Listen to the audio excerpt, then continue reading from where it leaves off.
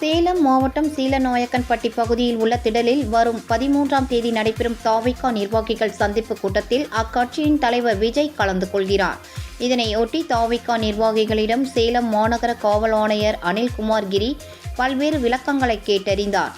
குறிப்பாக தாவேகா தலைவர் விஜய் சென்னையில் இருந்து புறப்படும் நேரம், விமான நிலையம் வந்தடையும் நேரம் ஆகிய விவரங்களை கேட்டறிந்த காவல் ஆணையர், கூட்டம் நடைபெறும் திடலுக்கு விஜய் காரில்தான் வர வேண்டும் எனவும், பிரச்சாரம் பேருந்தை எக்காரணத்தை கொண்டும் பயன்படுத்தக்கூடாது என்றும் அறிவுறுத்தினார்.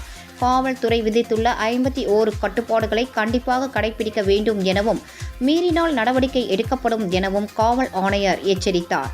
சேலம் மாநகர எல்லையிலிருந்து சுமார் 17 கிலோமீட்டர் தூரத்திற்கு காவல்துறையினர் பாதுகாப்பு பணியில் ஈடுபட உள்ளதாக மாநகர காவல் ஆணையர் தெரிவித்தார்.